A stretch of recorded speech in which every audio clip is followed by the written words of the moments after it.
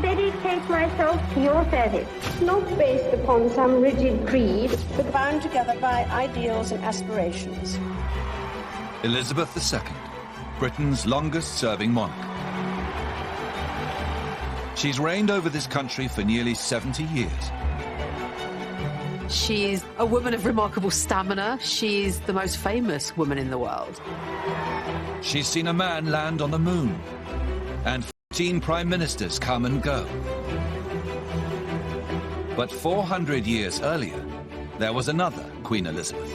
Elizabeth I is this brilliant, genius queen. Now, we're setting the two Elizabeths side by side to see if, despite the centuries, there is more that unites than divides them. The idea of comparing the two Elizabeths is immensely fascinating. It might look on the surface that they have nothing in common, but when you dig a little deeper, the story becomes even more extraordinary. In the second part of this series, we discover how both Elizabeth's reigns are changed with the arrival of two extraordinary women. Both Mary Queen of Scots and Princess Diana take our two queens on difficult journeys. In fact, there are an awful lot of parallels, almost a magical quality to them. We uncover remarkable similarities. This letter is astonishing. Once upon a time, they were best friends. Now they are mortal rivals. And reveal how these young women both threaten to destroy the reigns of two of our greatest monarchs.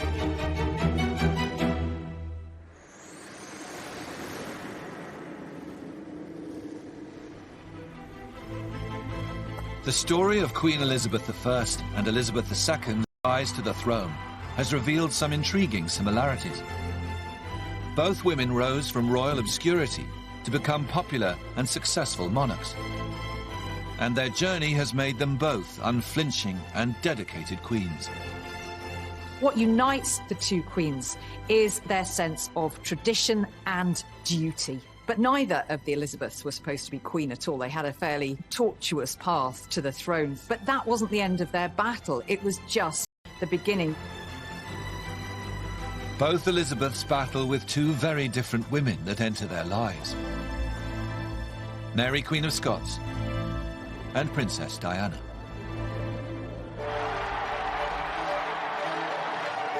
In 1981, Elizabeth II's eldest son and heir to the throne, Prince Charles, marries the 20-year-old Lady Diana. The Queen has gained a very special new member of her family. The whole world was transfixed by this dazzling young woman coming in, livening up, frankly, the slightly boring old British monarchy. It's a huge moment in society. The wedding, it's gigantic. It's much bigger than the Queen's wedding. The millions and millions watching it. The millions of girls getting married in exactly the same dress with exactly the same hair. The Queen is thrilled to see such a rapturous welcome for her new daughter-in-law. She believes Diana has all the makings of a perfect princess. Although she was very young, she came from a very aristocratic dynasty. The Spencers go way back in history.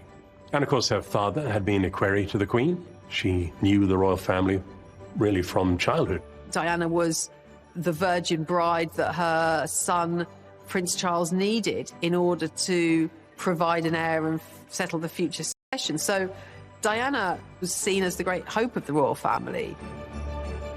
And the perfect match quickly bears fruit. Diana produced very, very quickly, giving birth to William within a year and then shortly afterwards to Prince Harry. So she had the heir, she had the spare heir, she had absolutely fulfilled her wifely duty as the Queen saw it. 400 years earlier, Elizabeth I learns of a new arrival into her royal circle. In 1561, Mary Stuart returns from France to become Queen of Scotland. Mary has lived in Europe since childhood, but she has a rightful claim to the Scottish throne. And she is also Elizabeth I's cousin. Elizabeth hopes that having her relative on the throne will keep the Kingdom of Scotland stable. and protect her own position. Elizabeth I believed that Mary, Queen of Scots, was the legitimate sovereign of Scotland and therefore should be restored to her throne, and that they did have that kind of common purpose as queens. Mary quite often writes to her as my cousin and my sister. There is at least one letter from Elizabeth where she writes to Mary saying, "I am thinking of you as a mother doth." Elizabeth is relieved that Mary has been warmly accepted by her Scottish subjects. In fact, Mary is making a big impression. She is a Tudor fairy tale. Mary, Queen of Scots, had a real charisma about her. The whole of Europe's fascinated by her. When she comes back to take her throne, Scotland is overwhelmed. The hysteria to see her. She is like the Diana of her day. Diana is this megawatt, this celebrity. You know, people are obsessed by her, and the press go wild for her. In 1984, Queen Elizabeth II opens Parliament, and her new daughter-in-law, Diana, attends the ceremony. But she rapidly becomes a distraction from important royal business. So the Queen here descending from the state carriage with Princess Diana by her side, but more of the world's attention is focused on the princess rather than the monarch. Why? Well, because of how Princess Diana has chosen to style herself. She has this incredibly new hairstyle, very unlike anything she's worn before.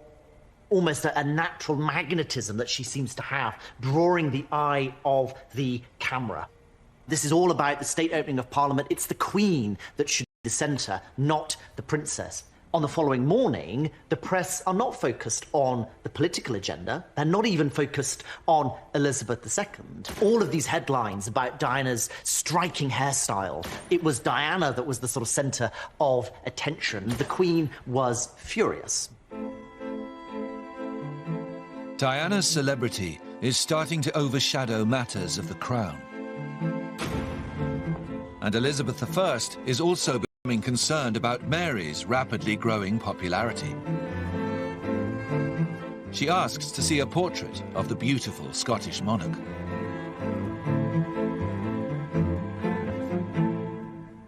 What I think is so striking about this image is Mary's hairstyle. So long hair, which has been trussed up and then held in place by these pearls and this gold hairnet. At the time, this would have been quite unusual, I think. It is a sort of rival image, if you like, to that of Elizabeth I. Here you have a different version of what beauty and power could look like. I mean, let's not forget that Mary traced her ancestry to Henry VII in the same way, of course, that Elizabeth did too. So this could be a rival candidate. And Elizabeth is asking all manner of questions about Mary's appearance, what's her hair like, and of course, crucially, who is better? And there are some really striking parallels between those images of Diana with this presentation of Mary, Queen of Scots. Both women have a little bit more license to play with their image, and that makes them more alert at Elizabeth II, that their power could be precarious.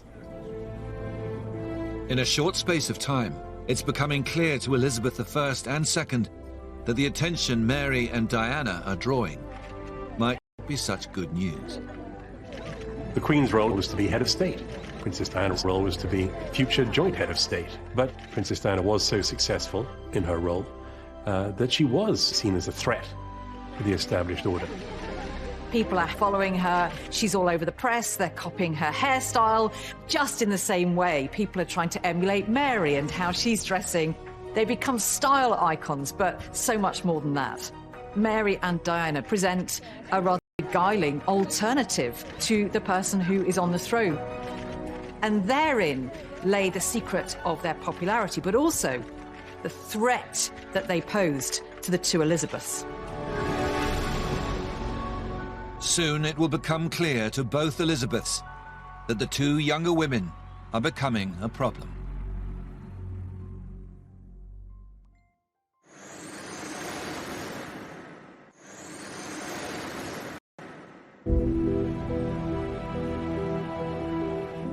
Elizabeth I and Elizabeth II both placed the importance of the crown before anything else.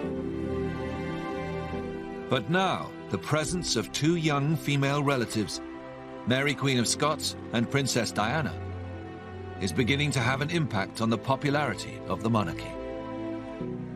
The proximity of these glamorous fairy tale figures, this romantic alternative model of monarchy, is going to present them with some of their most testing times. Just a few years after entering the royal circle, it appears that Mary and Diana may not be the fairy tale our Elizabeths had hoped for. And the situation soon becomes more problematic when both Diana's and Mary's marriages start to go wrong. The controversial fallout of Mary and Diana's marriages really brings trouble to the door of both queens. Elizabeth can't ignore the situation that is unfolding in Scotland. And of course, Elizabeth II is completely unable to just sit back and watch this disaster unfold before her eyes. In 1986, Elizabeth II receives Princess Diana for a chat behind closed doors.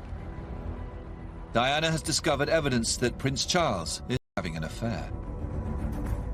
For Princess Diana, there was a hope that somehow the Queen would intervene to make things okay in her marriage again between two strong women. There was a certain school of traditional royal thought that Diana should stop being silly.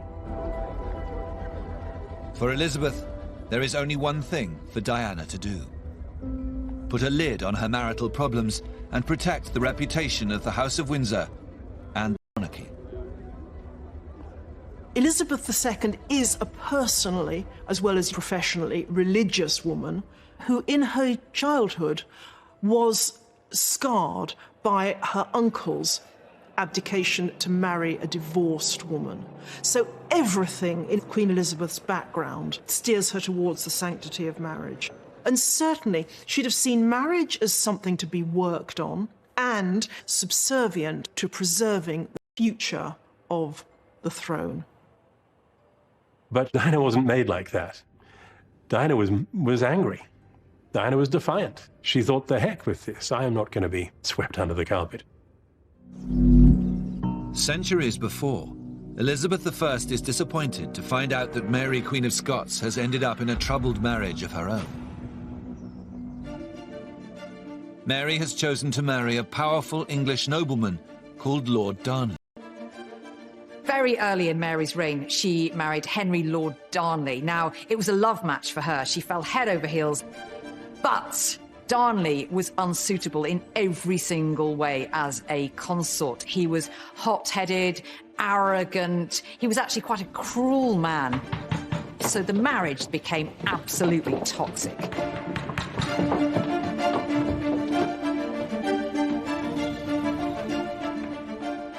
Elizabeth receives a panicked letter from Mary.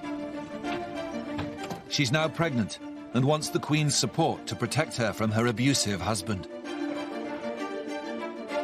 This is one of the most dramatic letters when it's all started to go horribly wrong for Mary. Her husband, Darnley, has murdered her favourite secretary, whom Mary calls our most special servant, has been slain in our own presence. So she's writing to Elizabeth to tell her the full horror of this incident and also to beg Elizabeth, as a fellow female sovereign, show a bit of solidarity and come and help Mary in her hour of need. But just like Elizabeth II, Elizabeth I's advice is to stick with the marriage. Darnley is a hugely influential nobleman. Upsetting him will throw Mary's crown and Scotland into disorder. Controversial one. She was urging her kinswoman and fellow Queen Mary to put duty first. Despite Elizabeth's advice, the situation soon turns to chaos. A faction of Mary's supporters rise up and murder Lord Darnley. And Elizabeth is horrified to learn that Mary is now planning to marry the man accused of her husband's murder, Lord Bothwell. Elizabeth writes Mary this desperate letter saying, please don't marry him. Please don't marry him. I exhort you, I counsel, and I beseech you, because he could be guilty of your husband's death. That letter, it's like the verbal equivalent of shaking someone by their shoulders, saying, what are you doing? The Queen's pleas fall on deaf ears, and Mary goes ahead with the marriage. Elizabeth was appalled. The behaviour of any one ruling queen impacted on the other. If Mary was going to look like this reckless, perhaps even murderous woman, what did that say about her sister queen across the board? 400 years later, Elizabeth II is also facing the danger of a seismic family fallout. The Queen is aghast to discover that the grisly details of Charles's affair are about to be published in a new warts and all book. And Princess Diana is rumoured to be the source. Now, that was a subterfuge by Princess Diana to get her message out to the outside world about the reality of her marriage. But what is so revealing is the royal establishment's response to it was not to say, oh my God, is this true? What can we do to put it right? The response was, oh my God, how could she? Isn't she awful? The Queen makes a move to try and limit the damage. She tells Charles and Diana that they must attend a royal trip to South Korea and make it work, at least in front of the cameras.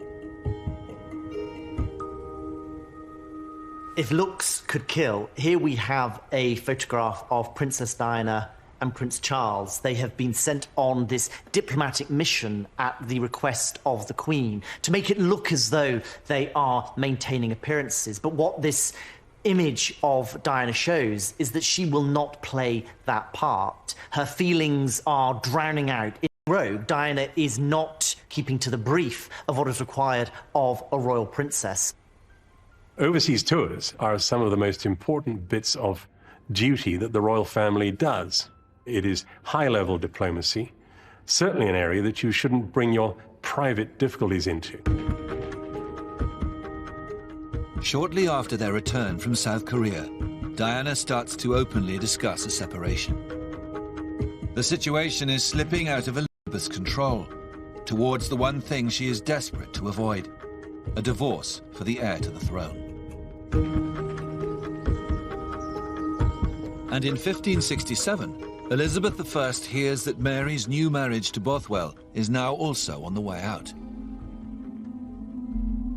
The Scottish lords have risen up in outrage and rebellion at her marriage to her previous husband's murderer. Bothwell and Mary are forced apart. He escapes across the North Sea, while Mary flees south over the border to England.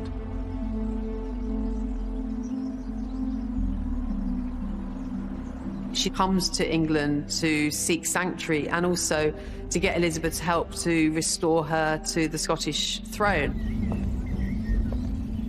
But when Elizabeth learns of Mary's presence in her country, it quickly becomes clear that the Scottish throne is the least of her worries. Mary's religious background makes her an attractive prospect for some very powerful factions.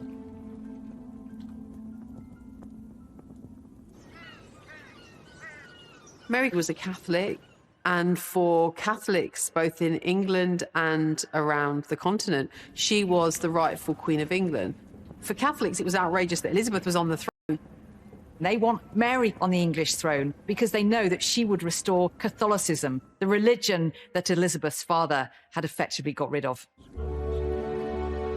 Elizabeth's advisors implore her to execute Mary as quickly as possible. But the Queen doesn't agree. She fears that if she kills her cousin and fellow queen, it could set a very dangerous precedent. Elizabeth is in this double bind. If she doesn't kill Mary, Queen of Scots, the danger carries on. If she does, it makes possible the end of her own reign by also dramatic means. Elizabeth resolves to keep Mary under house arrest.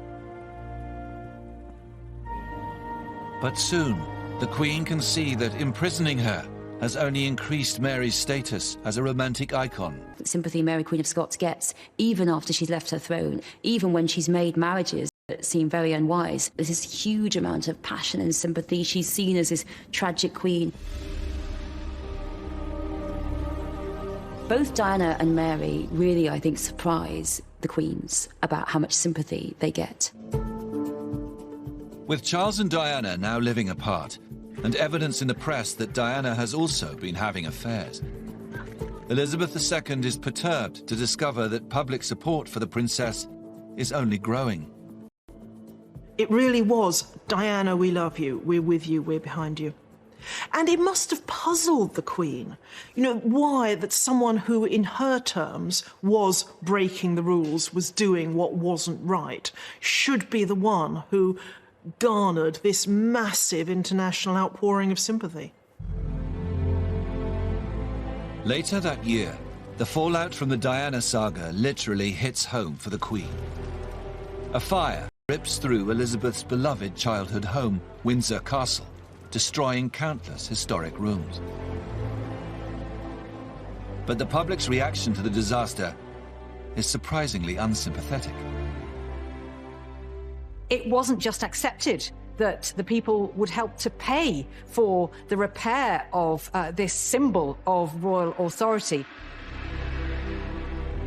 It is very remarkable for a monarchist paper like the Daily Mail to be saying that no, the nation didn't want to pay for the repairs to the Queen's home. Why should a hard-pressed ordinary people be footing the bill? In the words of one of my more sympathetic correspondents, it has turned out to be an annus horribilis.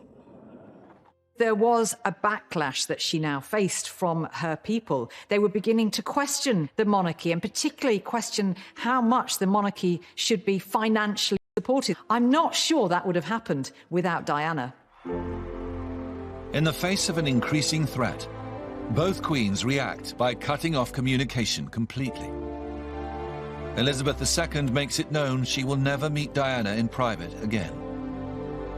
And Elizabeth I resolves that she will never meet her cousin Mary. But both queens will soon learn that avoidance will only make things much worse.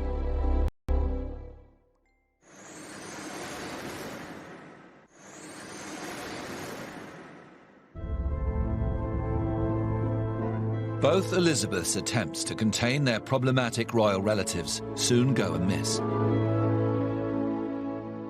Elizabeth I discovers that White her and take the throne. And Elizabeth II faces a rebellion of her own when Princess Diana agrees to a television interview at the demise of her marriage. There's definitely a moment when both Mary and Diana become outright rebels, enemies to the queens. So for Mary, it's after she arrives in England and she starts to involve herself in various plots against Elizabeth. And for Diana, it's when she goes public. And that is striking a killer blow. In 1995, Diana sits down with the BBC's Martin Bashir and spills all the personal details about her failed royal marriage to an audience of 22 million people. That Panorama broadcast was a declaration of war, and it was accepted as such by the Queen and the House of Windsor. Shortly after, the Queen writes to Charles and Diana instructing them to divorce. And in a shock move, she also demands that as part of the deal, Diana will lose her title. The stripping of the HRH from Diana, I see as a rare instance of spite on the part of Elizabeth II. The Queen's cool, to some extent, deserted her, and combat was engaged. Elizabeth I has the power to be much more brutal. For years, she has resisted calls to have Mary executed. But under immense pressure, she now finally starts to crumble. Elizabeth has taken on the greatest dark night of her soul with Mary, Queen of Scots, to make the decision to execute her. She really doesn't want to. Elizabeth finally signs the order for Mary's execution. But she almost immediately regrets her decision and calls it back.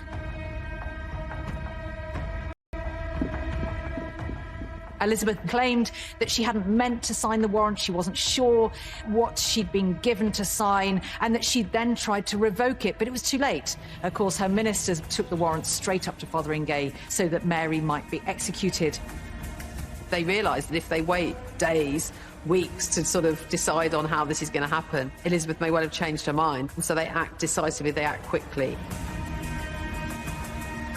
On the 8th of February 1587, Elizabeth I is told that Mary is dead.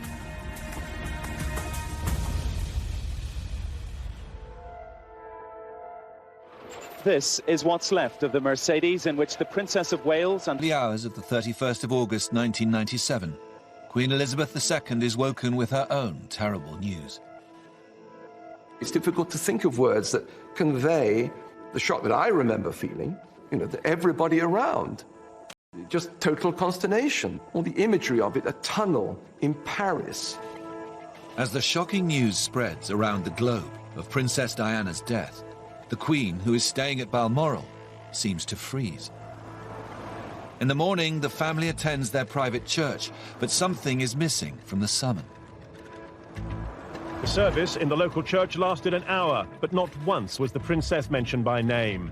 There were prayers said for Charles, for Diana's sons, but not for Diana herself. And I think everyone felt that, however correct that was in terms of etiquette, people felt that the rules were being placed above the real emotion. After the service, the Queen returns to Balmoral without acknowledging the hordes of press waiting for a statement. Over the next few days, public figures from across the world pay tribute to Diana.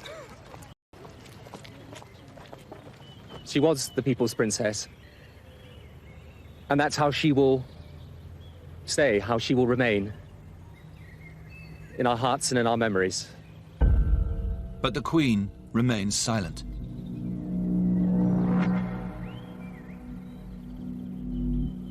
Elizabeth I also withdraws completely. There are accounts of Elizabeth sinking into bouts of depression just by the sheer kind of emotional anguish that comes from that event. She's having nightmares afterwards, being really angst-ridden about it. As the news of Mary's death spreads, there is a flood of public sympathy for the tragic Queen. There was a real outpouring of grief. Even those loyal to Elizabeth felt shocked that Mary had at last been put to death. In a sense, Mary's death makes her even more of a threat to Elizabeth, if that's possible, because now she's not just a Catholic figurehead, she's a Catholic martyr. And now people are going to do all sorts of things in her name. The ordinary people, no matter what had happened, the fact that she was painted to them in the most dreadful lights, they still loved her. Mary, Queen of Scots, was the queen of people's hearts. She really was.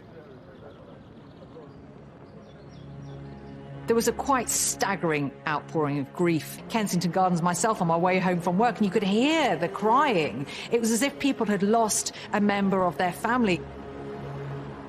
The crowds gather around Buckingham Palace, looking and waiting for a sign from their Queen.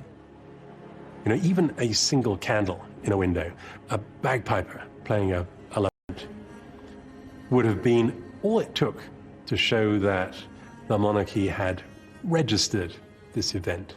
But the failure to show, even in a small way, that they recognized the depth of people's feeling, I think, was the most damaging and avoidable mistake. After 5 days of deafening silence from the Queen, all over Britain, grief turns to anger.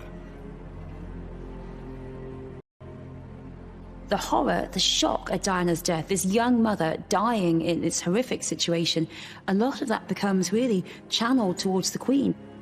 The papers were very outspoken. It was, "Your people need you, Mom," was one headline. "Show us you care." There was this outcry about the question of a flag over Buckingham Palace.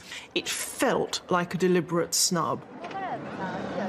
The flag at half-mast. Definitely. Should have been done before now. Really can't understand that thing. And I think it's a big disgrace for the royal family not to do that.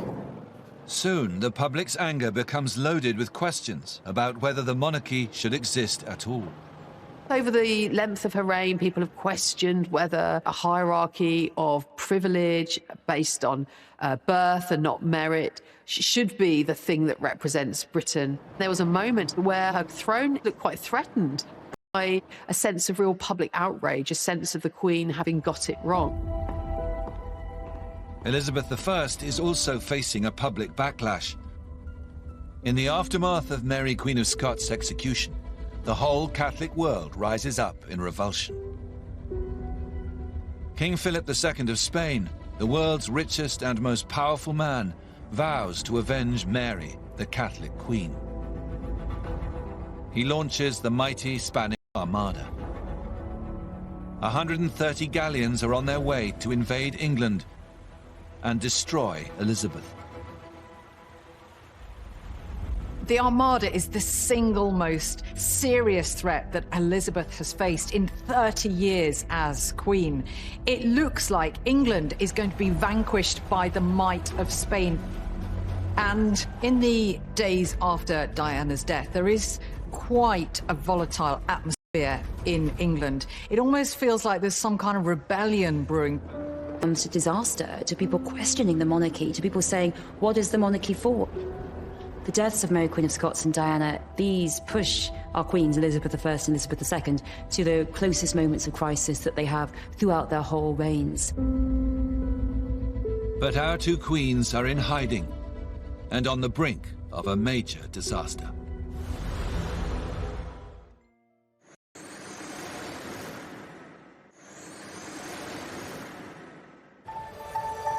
Elizabeth I and Elizabeth II both make the same bold decision. Faced with a dangerous crisis that could topple them from the throne, they prepare to face the fallout of Diana and Mary's deaths head-on by addressing their people directly. Both women here are facing turning points and to step forward with the same challenge facing them. With a Spanish invasion force of 30,000 troops gathering across the English Channel, Elizabeth I tells her advisors that she will ride down to the south coast and personally address her troops. Elizabeth chose this moment with the Armada just off England's shores to ride out into danger. She doesn't want to be seen to be in an ivory tower, sort of holed away in one of her palaces, distant from her people as they're facing this threat. On the 9th of August, 1588, Queen Elizabeth I arrives on the south coast and prepares to address her troops. Queen Elizabeth I's Tilbury speech is her answer to every threat that there's ever been to her as the female Protestant queen, that Catholic Europe will come for you. I have come among you now as your queen. That's how she begins her speech. She is among her people. She isn't creating this traditional distance between the monarch and their subject.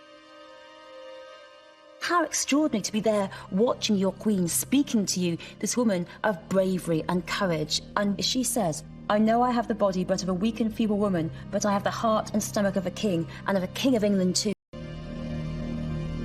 That very neat balance between the body of a feeble woman and the heart and stomach of a king, which admits her weaknesses, but then transcends them really effectively so that you forget about them. She's there, she's ready to stand and fight shoulder to shoulder with her army. And she makes it very, very clear that she is devoted to England. This is Elizabeth's great speech at the time of crisis. very like that moment when Elizabeth II addressed the nation at her great moment of crisis, Diana's death. With the anger over Diana's death now threatening to take down the entire institution of the monarchy, the Queen decides that the time has come for her to speak directly to the nation. This is the greatest moment of crisis in her reign. She has to get back the public affection. There is this anger against her. If she got this one wrong, it would be another nail in the coffin of the monarchy. And the Queen is the only one who can save it. Everything's riding on this one public TV address. The day before Princess Diana's funeral, Queen Elizabeth II finally arrives at Buckingham Palace and heads to the live broadcast room. There is a huge amount of pressure on the Queen at this moment. If she comes across as in any way aloof, then really there are going to be disastrous consequences. What I say to you now, as your Queen and as a grandmother, I say from my heart. First, I want to pay tribute to Diana myself. She was an exceptional and gifted human being. In good times and bad, she never lost her capacity to smile and laugh. She tries to reduce that very traditional distance between herself and her people.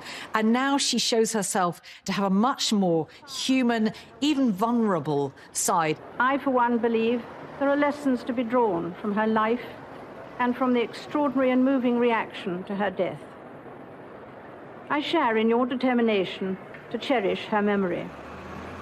Showing feeling for Diana, showing feeling for the people. This is something she has never done in all her many, many years on the throne. That speech turns everything around. She sounded very sincere, and she looked as though she was very moved, and I think that will satisfy everyone. I thought it was a grandmother speaking and not a queen. I was quite moved by it. I thought she said everything she should have said. Can't think of anything that she left out at all. It's one of those moments when you can feel history turning, and the lump comes to the throat, and suddenly all is right again. It is an extraordinary comparison across the centuries between two women who both managed to sway the course of history through what they say to their people. Just a day after Queen Elizabeth I delivers her speech at Tilbury, she is told of incredible news. Sir Francis Drake and the English Royal Navy have scattered the Spanish Armada. Elizabeth has defeated the mighty power of Spain.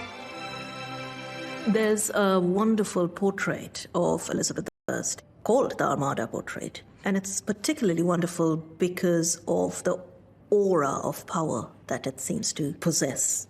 This portrait has Elizabeth with her long white hand on the globe as the mistress of the world, and beyond you look out onto the sea where the Spanish ships are burning. And that's such a fantastic encapsulation of Elizabeth as Gloriana, as the Queen of England. In the years that follow the Diana crisis, Queen Elizabeth II's popularity also goes from strength to strength. As she continues to carry out her duties with unwavering dedication, she's also managed to have a little fun along the way. Elizabeth II commands great affection and respect, whether people are great monarchists or republicans. And whatever comes next, her reign will define the monarchy in a way, I think, that will never be repeated. It is perhaps the last of its kind. We have seen how Elizabeth I and II share some remarkable similarities, both coming from royal obscurity to win over doubters and strengthen their nation's position in the world. They have overcome tragedy and adversity to secure their place in history as two of Britain's longest reigning and most successful monarchs. Elizabethan England, that was a great age for our country. Francis Drake, Walter Raleigh, Shakespeare. I think we can rightly take pride in that, and it wouldn't have worked like that if she'd been a different sort of woman. Elizabeth II, driven by the same mental fortitude, the same sense of duty, in a totally different age, she has triumphed as well. This woman has made the second Elizabethan age come true. She's given real meaning to it for people. And, as you see, made us feel quite emotional about it. These two queens, Elizabeth I and Elizabeth II, really confirm that queens do it better.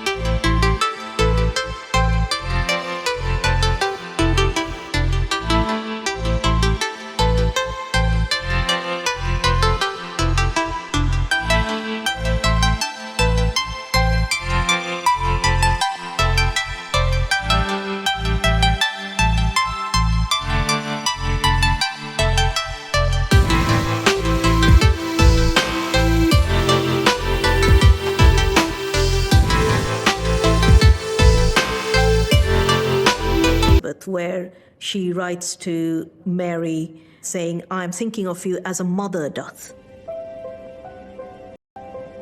Elizabeth is relieved that Mary has been warmly accepted by her Scottish subjects.